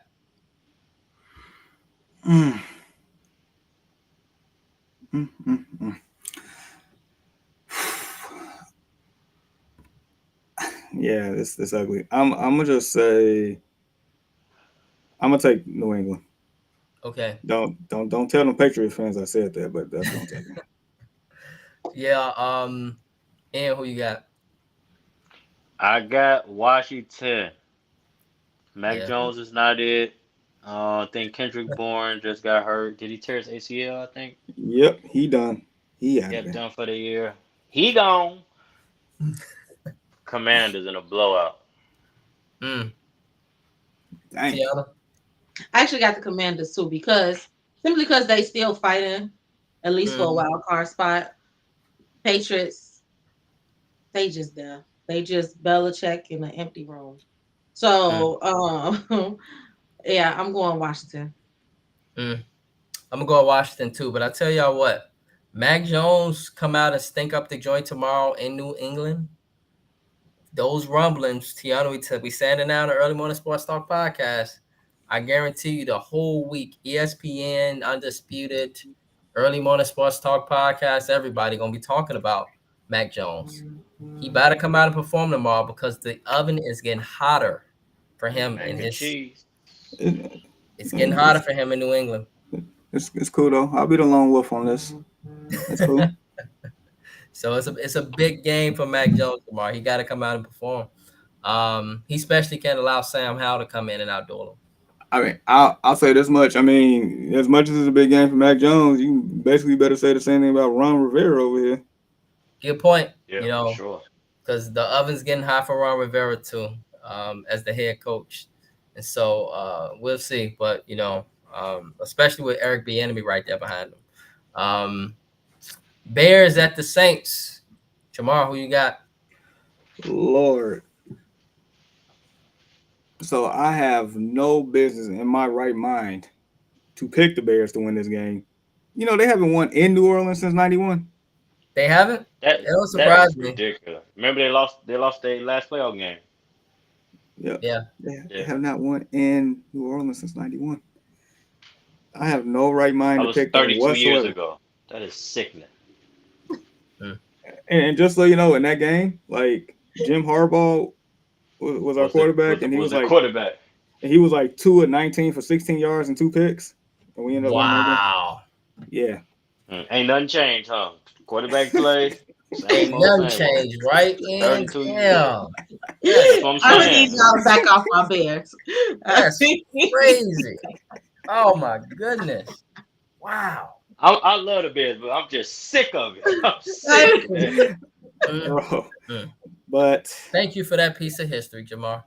Yeah, so luckily this time around, I'm gonna actually, pick with my heart on this one, knowing darn well it ain't gonna go this way. But I know a couple of Saints fans that's been just running their mouth all week, and just because I'm picking the Bears. And I've lost hope. No Justin Fields. I'm gonna pick the Bears until Justin Fields is back, so I'm going Saints. Right. I don't blame you. Tiana. But now, go ahead and finish. Sorry. No, go ahead. Okay. Tiana, who you got? As always, this is an all heart pick. So I cannot not say the Bears, but we ain't winning. So this is just one of the L's on my sheets. One of the L's on my sheets, but I'll take it. I'm going down with the ship. I respect it though. But put down, give me for the Bears. I'm picking the Bears. All right, yeah. It'll be great to see the Bears win tomorrow to bring a little livelihood to the city. Mondays are better when the Bears win, right? But I'm gonna go with the Saints. Based off of what I've been seeing from the Saints lately, y'all, it looks like Alvin Kamara's back, y'all. And that's just great that's my dog. For that offense in New Orleans. They are explosive, y'all, and putting up buckets. I have no reason to pick the Bears. I'm going to go with the Saints. Colts at the Panthers, y'all. Do Panthers make it 2 in a row? Jamar, who you got? No, I need them to lose. They have to lose. I like Indy, get it together, bro. I'm picking the Colts. They need to Mania. Ian, sorry. Bryce have his best game as an NFL quarterback yet. I'm going Panthers. Keep pounding, baby. Whose side are you on anyway these days? It don't matter who the damn Panthers play. They can play a goddamn Pee Wee League. They can play Ian's grammar school team. Give me the Panthers. So they can play Jesus. I would pick. Wow. Oh my goodness. Yeah, we gotta take a trip with Ian one day to the Panthers game so Ian can just be in heaven, like just be a kid in a candy store. Like, he has a big affection for the Panthers and for the Lions, just as an FYI. Yeah. And secretly the Rams and also Michigan University. Don't think I ain't forgot about that one too. No. Undercover. But my favorite color is red. My favorite team is Ohio State. That's crazy. You love them blue teams though. So yeah. Tiana, who you got for this one? Colts at the Panthers. Let's let it be known that I picked the Panthers to get their first win last week. You did. No.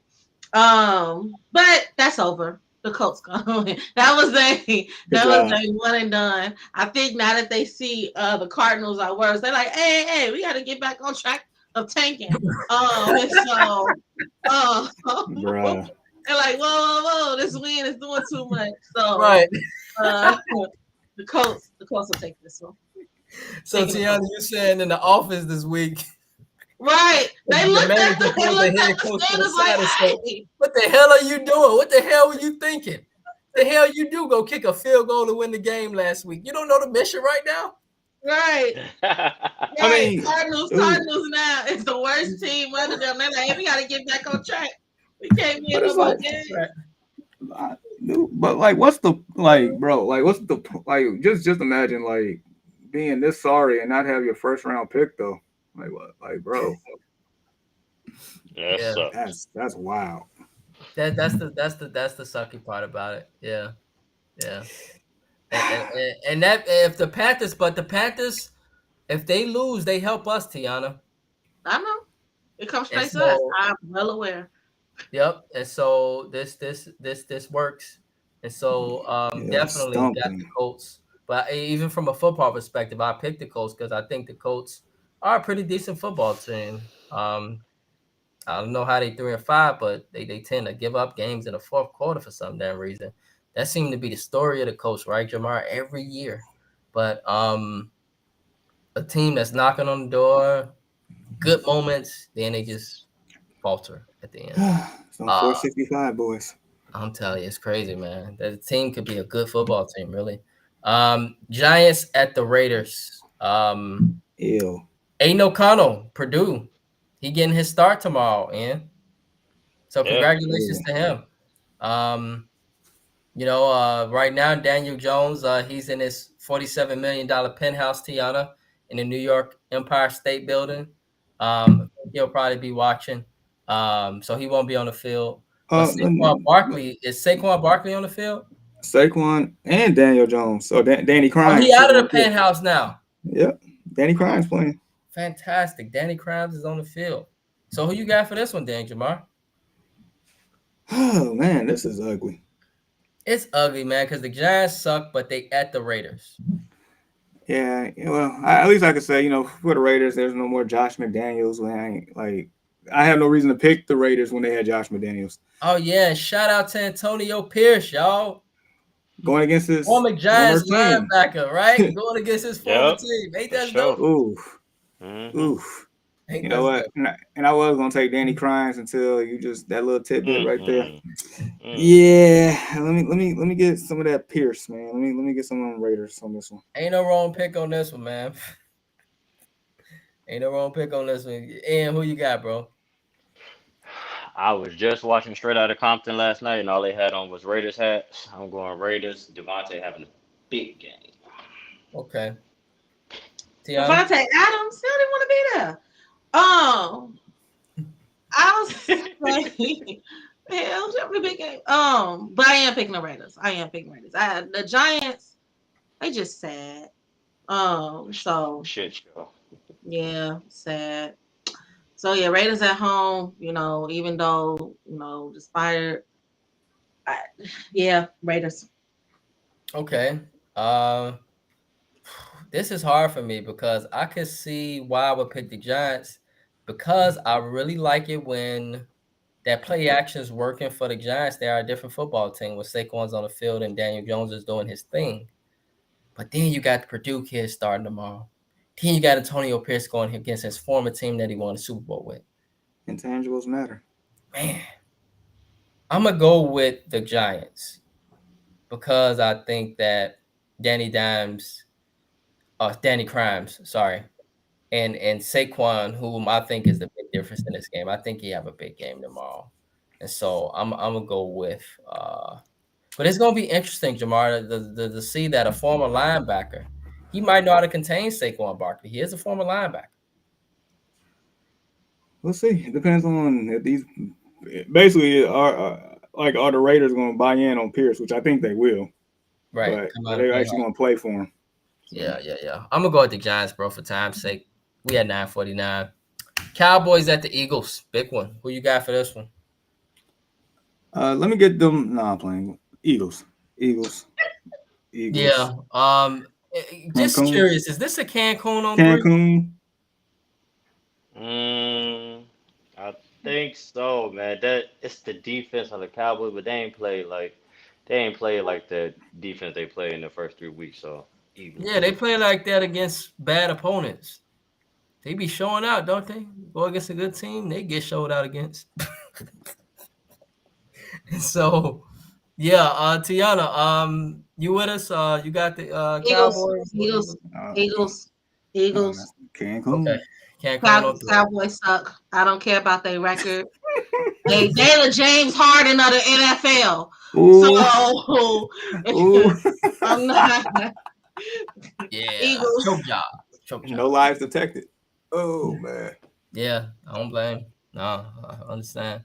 Bills at the Bengals, y'all. Check this one out. Big game. Bengals. They hot now. They looking like the Yes. Bengals we know, right? And the Bills, they suspect, let's say the least. Mhm. Jamar just went on a rant against the Bills last week. Um, this is a kind of tough game for me, honestly. Um, but then again, it's not that tough because I believe I know who I believe in and who's the most consistent. And that's the state that the Bills are consistent, but they are so inconsistent due to their quarterback, Josh Allen. So, Jamar, who you got for this one? I guess unfortunately back to the scene of but um yeah, I mean for reasons that I have spoken over the past like probably 2 to 3 weeks now, I'm definitely taking Cincinnati. Like Mm-hmm. no hands or buts. I think Buffalo's probably the fifth best team in the AFC. Every week it goes down, so I think they're the fifth. All right. So next week they'll be 6 if they're 5-4. Much. I'm gonna put Jacksonville hitting them too next. Okay. They Yeah. headed them now. Yeah, Jacksonville, I think, is a better team than Buffalo. There you Yeah. And who you got, bro? Bills. Okay. Tiana? Well, Bengals all day. Joe Burrow, my guy. Yeah. I got the Bengals. Yeah.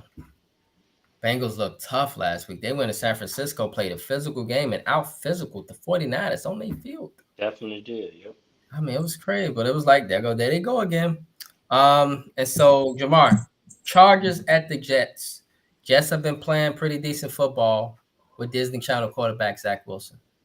And the Chargers, on the other hand, they look like the Super Bowl Chargers against the Bears last week. So, who you got for this Anybody one, look bro? like the Super Bowl? I mean, Ian nailed it right on the head. So did Brandon. Like the Chargers look superb against the Bears. Look, man. Like I think last week I said I had to watch the Disney Channel. That came true. I'm starting to think, that it might be, they might renew the season for Disney Channel quarterback Zach Wilson. I'm taking the Jets on this one. I like the Jets at home. For some reason, like Zach Wilson could play trash for 59 minutes, but when it comes down to that final drive, I don't know. It just magic happens and they get things done. I'm taking the Jets. That defense gonna put them in check. Okay. And who you got? Ah, I'm gonna go with my boy Zach Wilson. I like Okay. Zach. Oh, Okay. Well, and Tiana, who you got for this one? Let's not forget that even though he's not actually throwing the football, Aaron Rodgers is still a part of this team. And I'm pretty sure he's still coaching Zach. And absolutely. so I am gonna definitely go with the Jets. Zach Wilson / Aaron Rodgers. 'Cause that's why he won. That's why he came alive that last minute, Jamar. That was all Rodgers. Okay, I Yeah, believe you're it. right. coaching him. He a quarterback coach now, and that's why they 4-3. So I'm gonna go with the Jets on that one. I'm gonna be the Lone Ranger. I'm gonna go with the Chargers and the upset. Go with the Chargers and the upset tomorrow. Yeah. So, We could well, add a Cancun. we could have, but I'm gonna go with the Chargers off upset. So, with that being said, well, that concludes our NFL picks. And so now is a very important part of our podcast. It is called N's Basement. So, N, it is now the moment where the floor is yours. N's Basement. So, we did dog those Bulls. We dogged them out pretty bad today. But we do have, a little congratulations for one of our players. Our great DeMar DeRozan. He passed Larry Bird the other day, all-time NBA scoring list. That leaves him at 38 on the list. That's pretty impressive. Right? Yeah, DeMar's been don't real. I mean, you don't really think about it, but DeMar's been in the league for a pretty long time, man. He's Yep. been putting up them shots. So shout out to DeMar. So I've been doing this kind of this or that, segment. So this week in the honor of World Series is baseball. So I have a question for you guys. In your opinion, who is the all-time best Texas Ranger baseball player? Being that they just won a World Series, who do you think is the all-time best Texas Ranger baseball player? I got Pudge. I got Pudge. Remember Yeah, that's Pudge? mine. That's mine too. Remember Yeah, Pudge Jamar that played for the Marlins, but before he was with the Marlins and won that World Series, he was a dog in Texas. Pudge oh, that's Rodriguez, mine. Ivan Rodriguez. That's who I remember, man. But they didn't have some good players. It's not just Pudge, but yeah, that's who I got. Who you got, Jamar? Whew. Man, I'm not even gonna lie. You caught me off guard with this one. You got me good. I mean, Pudge is a good answer. I'm gonna just throw out a couple other names that's just been pretty good. I'm not disagreeing with y'all. Remember the time Alex Rodriguez was part of that team? Yeah, A-Rod. A Yeah. Rod, A Rod, Josh Hamilton. Josh Remember Hamilton. that? That's what I was thinking of. I'm like, it was a white Yep. dude, brown hair, was a powerful hitter. Couldn't remember his name. Josh Hamilton. And then Mike, Nolan Ryan. Nolan yep. Ryan, Hall of Famer. Michael Young. Michael Young was a Uh, good one too. Juan Gonzalez. Y'all remember Juan Juan Gonzalez? Gonzalez was a Whew. good one too. Yeah. Man, Yeah, that's yeah, I tough. remember Yep. these guys. Yeah, I got Pudge though. 13 Gold Gloves. Former MVP. World Series winner. I got Pudge. Yeah, Pudge was something. Yeah, yeah, yeah, yeah, yeah. Yeah, I'm Tiana, not a. I ain't gonna lie. I have nothing for you on this on the Rangers topic, yep. but one of my friends that's watching, I'm gonna go with him because this is my go-to sports guy. He said Pudge and Adrian. What is that? Beltre. Beltran. Adrian Adrian Beltre. Yes, bro. Beltre. Yeah, Thank he you for was that Yeah. nice. comment, Yeah, he brother. was nice. He Adrian was That's Beltre my nice for was guy. sure. nice, Yeah. and he Yeah, he was had a nice good for sure. run with the Rangers. This is very true. So I'm gonna He was go nice with for sure. what Mr. Jake Long said. I'm gonna go with what he Yeah, Mhm. said. Thank you, Jake Long. Yes, Jake yeah, Long, he was y'all, nice has for sure. now became a member of the Early Morning Sports Talk podcast community page. And thank you, brother. We appreciate that. Absolutely. We appreciate your support going forward. Absolutely. Thank you for joining our page. Pudge and Adrian Beltre, that's a really good one. Yes. And so now, Tiana, is a part of our segment where we end the podcast, but we do what's called final thoughts and shout outs as we head into the weekend. And so, since Yes. you are our guest, we'll get the first word from you, then we'll follow with Jamar, and we'll follow up with Ian. As we head into the weekend, any final thoughts and shout outs? Yes. Final thoughts. I wanna go to the the CFB with this Okay. issue with Michigan, right? Mm, And them Ah, stealing signs.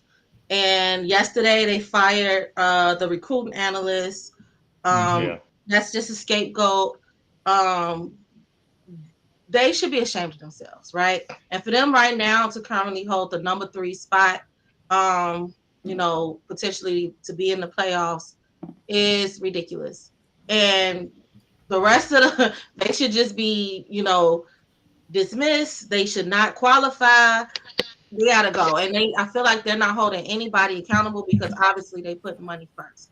Because Michigan brings in a lot, the Big Ten, all of everything. They're winning, being undefeated right now. I believe they 8-0. Hmm. And Won't be long. so I get it, but at the same time, y'all know what's going on. You know what I'm Yep. saying? And so, my final thought is they need to be held accountable. They need to be disqualified from the playoffs. More people need to be fired because obviously it's like I was talking to my friend last night and we was talking about it. And I'm like, it's like you the FBI and you want to take down a big drug ring, you're gonna go arrest all the corner boys. And that's No, it. you gotta go Like, out. No, you Right, you gotta gotta go go after after the. the big exactly. You So dog. gotta that's you gotta go that's after what the they head. did by firing this recruiting analyst is just, arrest like nah, and so that's my final thought is Michigan. And of course it's Michigan, of course they would do this, come from It was Michigan actually State. Cash Money Records, buddy. It was actually Cash Money Records. Go Who ahead. is I'm that, sorry. man? Go ahead. I mean it's crazy. So that's what I want to. That's my final thought. That Michigan, University of Michigan, maize in blue need to be held. That's our inside joke. Michigan State. They think they all that because they say maize instead of yellow. Um, Oh, man. they need to be held accountable. Right. Yeah. And this is coming, y'all, from a Michigan State bleeding green, in which Michigan is a Oh, rival. no So bias though. No we bias. totally understand. This ain't no bias, y'all. It just happened to be a coincidence, according to I knew who they were since '09, so Oh, not surprised. right. Yeah, she got all. Yes, like she got everything, and so yes. Thank you, brother. My final thoughts is if you bet, good luck and get money. Yes, absolutely. Yes, yes, yes, absolutely. Mm-hmm. Jamar, bro, any final thoughts or shout outs as we head into the weekend? yeah, got a couple here. First and foremost, thank you, Tiana, for joining. I like. I know we used to work together. That place in particular wasn't my favorite, but I did meet a lot of awesome people there, and you were one of them for sure. Okay. So thank you for joining. Uh, Second, I guess in regards to that Michigan thing, yeah, they happen to in the event that they do like forfeit them from playoffs this year, that might be the final nail for Jim Harbaugh. He might be like goodbye. Um, but my other thought is so the NBA, this in season tournament thingamajig that they trying to pull off here. You kind of see it more so I guess in overseas in soccer and stuff with these in-season tournaments and things of that nature. But I guess NBA is trying to do something different, trying to I guess get more engagement, get more money per se. My thoughts on it, I'm a little bit indifferent. I'm trying to see exactly. I'm trying to give it a chance, but ultimately it's going to be more so, I guess, what the public and the players actually think of it. Are the players actually going to care about it? Maybe not, because it don't have any real implications to the actual NBA finals or the NBA playoffs. But nevertheless, I mean, something new. It's change. You try to embrace change, not run from it. So see it through and see what happens. Right. Yeah. Yeah, bro. Any final thoughts, shout outs as we head into the weekend? Um, Shout out to Tiana for coming on with us. It's a great show. You're more than welcome back. Um, Before you leave, we got to get your social media, Instagram or whatever, to share to the people if you got anything going on. Heard you got a tax business, so I know the people love to hear that. As far as the Michigan thing goes, it all makes sense. They beat my team 2 years in a row. And why? Because they've been stealing signs. It makes sense now. They ain't beat us in 10 years. So now it makes sense. So now when we give a beat down this year, I don't want to hear no Michigan fans. This is gonna be fair and square, even though I don't believe in our quarterback, but that's another story. But now, have a great weekend. Oh yeah, I forgot one thing. Morgan Park played today. Play Yes. Sycamore round 2 in the state playoffs at 12:30. I'll be there today. Hopefully Fantastic. we pull out the W. Yeah, everybody have a great weekend. Be safe and enjoy the last couple of 50 and 60-degree weather days because it's about to get cold. Right. Also enjoy that extra hour of sleep you're gonna get tomorrow. Oh yeah, for Right. sure. Absolutely. Yes. Yep. I see somebody commented, is it at Gailey? Yes, at Gailey. Okay. Yep. Uh, I think I know who it is. I think that's Clinton Price. I think that's Clinton Price. And so Ed Gately, yeah. Bishop Sycamore, right? Right in? No, just Sycamore. Not Just Sycamore. just Okay. Sycamore. Man, it's gonna be a big one, man. Morgan Park ranked 12th in the state, big one. And so, yep. Man, if Chris, I'm sorry, Tiana and Jamar, but if Chris were to bring a state championship to Morgan Park, people gonna be crying. It's gonna be so emotional. And so, yeah, Tiana, on the other hand, just want to ask, where can we find you? What platforms? You know, and you know, we know about Vincent Tax and Financial Services. We want to put that out there to help you out. So I have a website, Vinson, VINSON, my last name, FTS, Financial Tax Services, FTS.com. That's my official website for my company. And then I'm on Facebook, my name, Tiana Vinson, and I'm on Instagram, my name, Tiana Vinson, all lowercase, no spaces.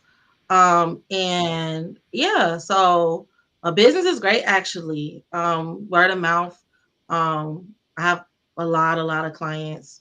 So yeah, thank you guys so much for having me on. Thank you for inviting me, Jamar. I hope I was decent. I was okay. That I know a little bit about a little bit. And I have to come back when y'all deep in y'all NBA bag, because that's really that's my jam right there, right? So when the NFL is usually after the Super Bowl, they get heavy after All-Star weekend. Yeah, after All-Star weekend, we get deeper, but yeah, I gotta come back because I have so much to say about the NBA. But yeah, so thank you again for having me. I really appreciate it, and I hope to get invited back. Yes, absolutely, Tiana. You will get invited back, and we thank you so much for joining us this morning on the Early Morning Sports Talk podcast. Remember, y'all, that with God first, all things are possible. Again, remember, with God first, all things are possible. We thank you all for tuning in with us this morning on the Early Morning Sports Talk podcast, and we hope you all have a blessed and safe weekend. Have a great weekend, everyone. Enjoy football, enjoy family, enjoy life. Peace.